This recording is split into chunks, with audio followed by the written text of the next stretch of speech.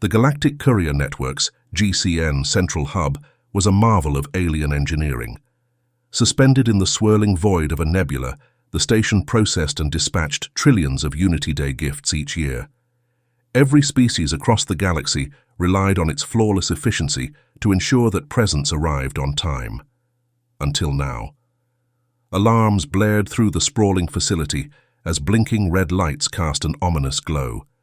Screens across the hub displayed the same dire message in a dozen alien languages: system failure. Inside the control room, Ambassador Glorvex's gelatinous body quivered with stress. The diplomatic representative of the Galactic Council was not used to panic, but this was a disaster of unprecedented proportions. "How could this happen?" Glorvex demanded, his voice rippling like a stone dropped into water. "Unity Day is tomorrow, and billions of gifts are stranded in transit." A spindly insectoid technician buzzed nervously. "The system, it crashed. We don't have enough ships to deliver everything manually. The holiday will be ruined." "Unacceptable!" Glorvex's form expanded in frustration. "We need a solution, now." The technician hesitated. "There's one option." Glorvex's many eyes narrowed. "Speak." "The humans," the technician whispered. "They're known for their chaotic problem-solving. If anyone can pull off a miracle, it's them." Glorvex recoiled. "Humans, the same species that blew up their own moon during an experiment. They'll only make this worse." Another voice chimed in, this one smooth and confident. "Or they'll save the day." Glorvex turned to see a human stepping into the room. Captain Nick Kringle, with his snowy beard, round glasses and red flight jacket, looked like he'd walked straight out of an old Earth storybook. The resemblance was uncanny and deliberate. Humans had embraced the legend of Santa Claus with an almost cult-like fervor. "Who are you?" Glorvex asked, his tone laced with skepticism. Nick grinned. "Name's Kringle. Nick Kringle. I hear you've got a delivery problem." Skepticism radiated from Glorvex's many eyes as he eyed the human pilot. "And you think you can solve it?" Nick pulled a candy cane from his pocket, twirling it between his fingers as he spoke. "Let's just say I've got a knack for getting things where they need to be. Fast. Doesn't matter if it's chickens to a war zone or contraband to a blockade. I've done it all." "This is different," Glorvex said. "We're talking billions of gifts, spread across thousands of systems." Nick shrugged. "Biggest job I've ever done was 200 billion jelly beans to 6 planets. This question mark piece of cake." The ambassador's gelatinous form quivered in disbelief. "You're serious?" "Dead serious," Nick replied, popping the candy cane into his mouth. "All I need is a ship, a crew, and some good old-fashioned holiday spirit." Nick's freighter, affectionately called the Merry Express, was a relic by galactic standards. Its hull was patched with mismatched plating, and its engines wheezed like an asthmatic slug. But to Nick, it was perfect. "This is your solution?" Glorvex asked, staring at the ship in horror. "Don't judge a sleigh by its paint job," Nick said, patting the hull. "With a few upgrades, she'll be the fastest delivery vessel in the galaxy." Inside the ship, Nick's AI co-pilot, Tinsel 3, greeted them with her usual snark. "Oh, great. Another impossible mission. Let me guess, you promised to save Christmas." "Unity Day," Nick corrected. "And yes, we're saving it." Tinsel 3's holographic form flickered, a humanoid figure adorned with shimmering ribbons. "You're lucky I thrive on chaos." Nick didn't work alone. He gathered a team of misfits, humans and aliens alike, who were crazy enough to join the mission. Lieutenant Ramos, a human engineer who could fix anything with duct tape and optimism. Quip, a small, furry alien with a knack for navigation and a love for shiny objects. Kiradox, a towering reptilian alien with a booming laugh and a soft spot for children. With the crew assembled, the Merry Express underwent a rapid transformation. Storage bays were retrofitted to hold fragile gifts, the engines were upgraded for hyperspeed, and stealth modules were installed to avoid pirates. By the time the modifications were complete, the ship resembled a giant glowing sleigh. Tinsel 3 displayed a holographic map of the galaxy, routes crisscrossing like a tangled ball of string. If we're going to deliver everything in time, we'll need to defy the laws of physics. Again. Nick grinned. Good thing I never liked those laws. The crew set to work, each member playing a crucial role. Nick piloted the ship with unflappable confidence. Tinsel 3 calculated warp jumps with millisecond precision, and the rest of the crew ensured the gifts remained intact. As the countdown to Unity Day began, the galaxy's fate rested in the hands of humanity's most unlikely hero, Santa Claus. The Merry Express roared out of the GCN hub, its newly retrofitted engines humming with barely restrained power. Inside, Nick Kringle leaned back in the pilot's chair, his gloved hands resting comfortably on the controls. "Tinsel," he said, grinning at the holographic AI hovering beside him. "What's the first stop?" Tinsel 3 projected a map of the galaxy. "We're starting with the Zaloran system. 3 million gifts to deliver, most of them fragile. And by the way, the warp gate to Zalora is on the fritz, so we'll have to take the scenic route." Nick groaned. Nothing like a good old-fashioned detour to kick things off. Behind them, the crew bustled. Lieutenant Ramos was double-checking the cargo bay for any loose gifts, while Kiradoc secured the delicate items in anti-grav cradles. Quip, perched atop a navigation console, stared at the glowing map with fascination. "Are we really going to deliver all this? On time?" Quip asked, his voice squeaky with doubt. Nick spun his chair around, his grin never faltering. "Kid, on time is my middle name." The Zaloran system was known for its sprawling crystal cities and its temperamental atmosphere. As the Merry Express descended, streaks of lightning danced across the sky. "Storm's a little intense," Ramos muttered, gripping a support rail. "A little," Tinsel 3 shot back. "This is the kind of storm that eats ships for breakfast." Nick didn't flinch. "Relax. This ship's tougher than it looks." The first stop was a Zaloran holiday market, where vendors awaited Unity Day snow globes crafted from a rare, delicate mineral. The crew quickly unloaded crates, but as Nick handed off the final box, a massive gust of wind nearly knocked it from his hands. "Careful with that," shouted the market manager, a green-skinned alien with 3 eyes. "If even one snow globe is cracked, Unity Day is ruined." Nick smirked. "Not on my watch." Despite the storm, the delivery went off without a hitch. The Zalorans, initially skeptical, cheered as the first snow globes were unveiled, their glowing interiors reflecting the lightning outside. "One down," Nick said as he climbed back into the ship. "Only a few billion more to go." As the Merry Express jumped to its next destination, alarms blared across the ship. Tinsel 3 materialized on the bridge, her holographic hands on her hips. "We've got company," she said. "And by company, I mean pirates." Nick glanced at the monitor. 3 sleek black ships were closing in fast. "Of course we do. What's a delivery run without a little excitement?" The pirate ships hailed them. A gruff voice crackled over the comms. "This is Captain Drax of the Void Fang.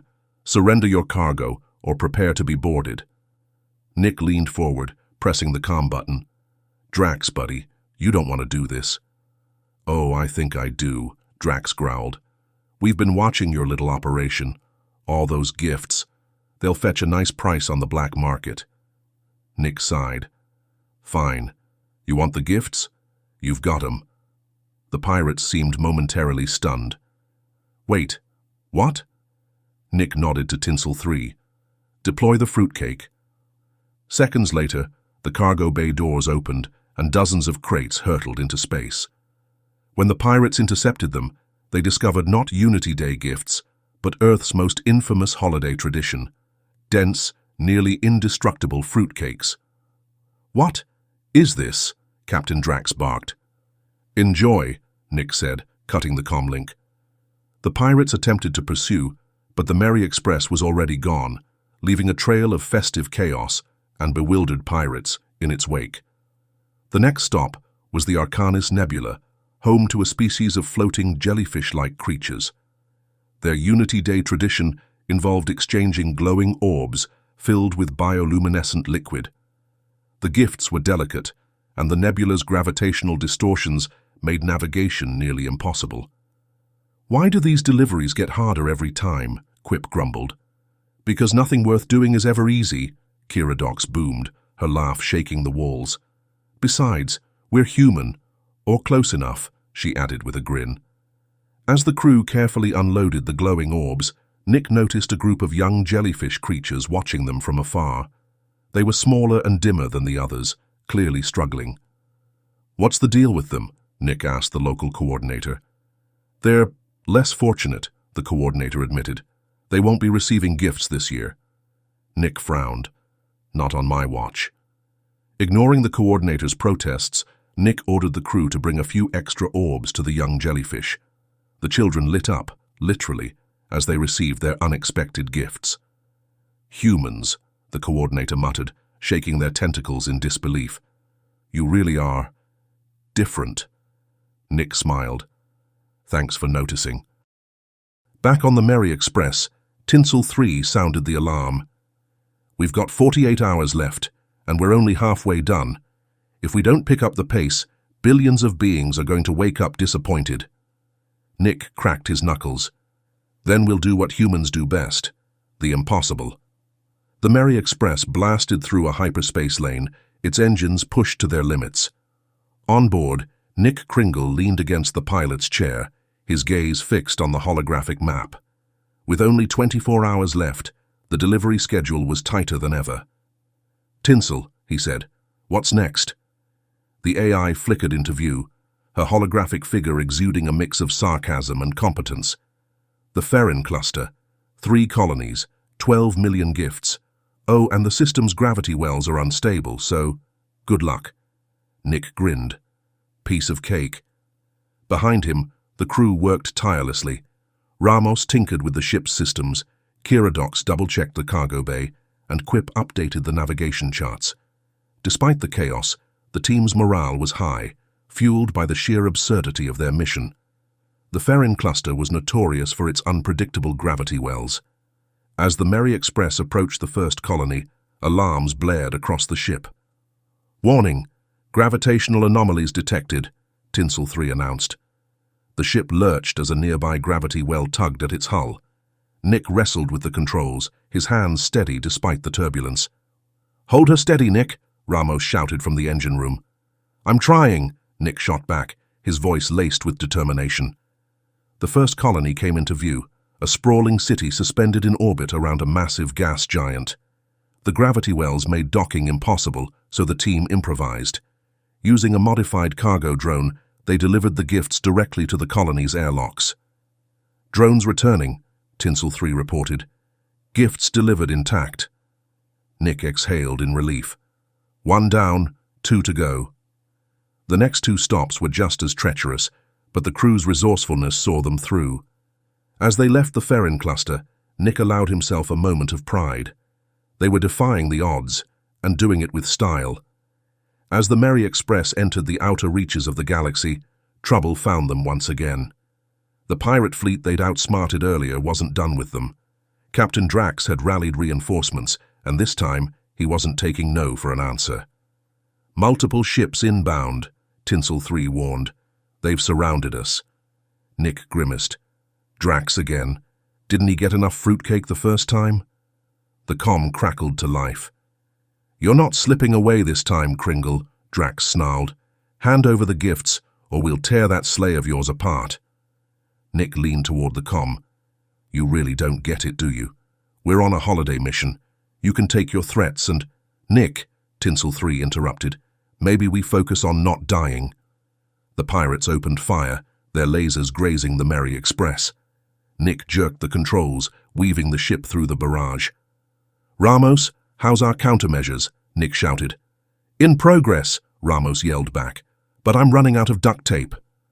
Kiradox stomped into the bridge, her reptilian grin unsettling even in the chaos. "Let's give them a Unity Day present they'll never forget." Quip chimed in from the navigation console. "Deploying decoy gifts. Now." The ship's cargo bay opened, releasing hundreds of glittering decoy boxes into space. The pirates, thinking they'd hit the jackpot, scrambled to collect them, only to discover they were packed with more fruitcake bombs.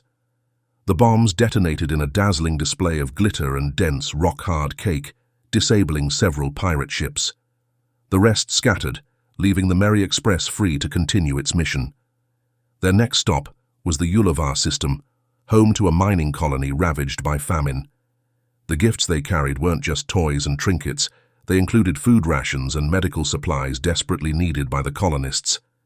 The colony's leader, a weary but resolute avian alien, met the crew at the airlock. "We'd lost hope," she said, her voice cracking. "Thank you." Nick waved her off with a smile. "Don't thank us yet. We've still got a lot more stops to make." As the colonists unpacked the gifts, children ran through the corridors, their laughter echoing through the station. It was a moment of pure joy, and even Tinsel 3 couldn't resist a rare, genuine comment. "This is kind of nice," she admitted. Nick grinned. "Careful, Tinsel. You're starting to sound festive." With just a few hours left, the crew raced toward their final destination, a remote colony on the edge of the galaxy. A malfunctioning warp gate blocked direct access, forcing them to take a dangerous detour through an asteroid field. Nick stared at the field, his expression serious for once. "We're not stopping now." Tinsel 3 projected the optimal route. "You've got one chance to thread the needle. Miss it, and we're asteroid dust." "Good thing I like a challenge," Nick said, gripping the controls. The Merry Express darted into the field, its engines roaring.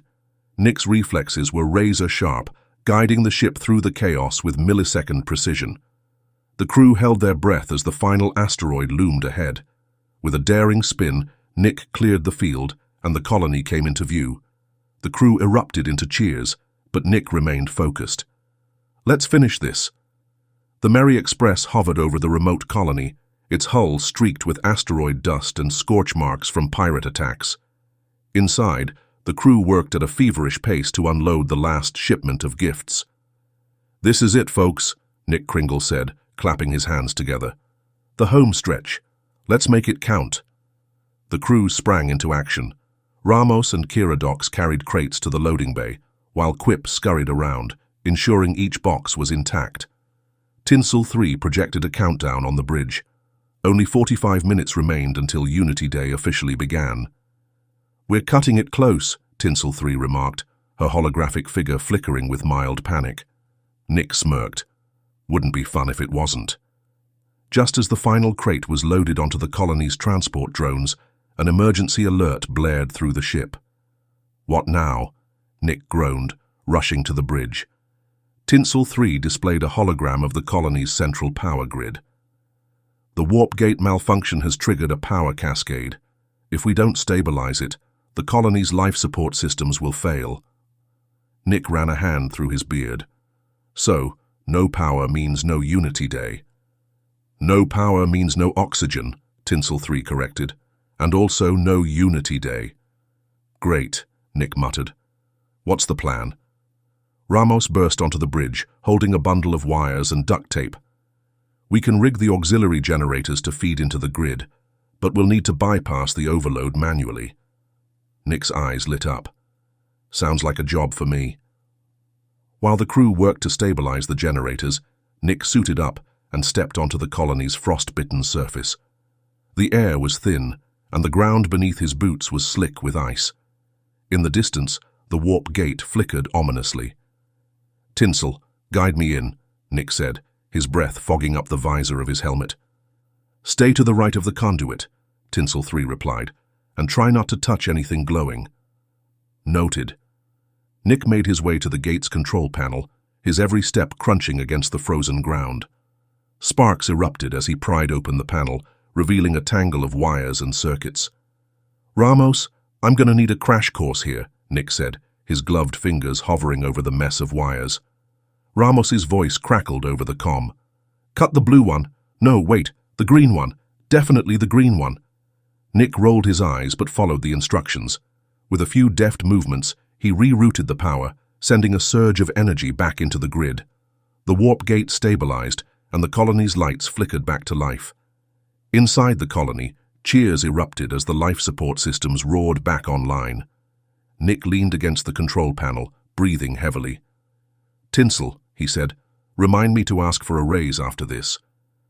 As the first rays of the colony's artificial sun crept over the horizon, the Merry Express returned to orbit. Below, the colonists gathered to celebrate Unity Day, their spirits lifted by the unexpected arrival of gifts and life-saving heroics. Nick watched from the bridge, his usual grin softened into something more reflective. "Looks like we did it," he said. "Against all odds," Tinsel 3 added. "I hate to admit it, but you might actually be good at this." The news of humanity's feat spread like wildfire across the galaxy. Every major network broadcasted footage of the Merry Express weaving through asteroid fields, delivering gifts to the most remote corners of space. Ambassador Glorvex, who had been monitoring the mission from the GCN hub, made a formal statement to the Galactic Council. "Today, humanity has shown us the true meaning of Unity Day," Glorvex declared, his gelatinous form rippling with sincerity. "Their ingenuity, determination, and generosity have united us all." The council erupted into applause, and Nick Kringle was officially dubbed the first Galactic Santa Claus. Back aboard the Merry Express, the crew celebrated with a modest feast of holiday rations. Quip decorated the bridge with twinkling lights, while Ramos unveiled a makeshift tree crafted from spare parts. "To humanity's first Unity Day," Kira Doc said, raising a mug of steaming cocoa.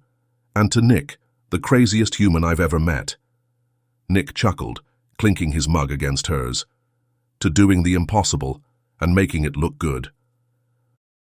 Years later, the galaxy adopted a new Unity Day tradition inspired by humanity. Starships across every system began decorating their hulls with lights, delivering gifts to neighbors and strangers alike. And at the heart of it all was a legend, the story of a human pilot with a big heart, a jolly laugh, and a ship that looked like a sleigh. "Happy Unity Day to all," the broadcasts would say, "and to all a good flight."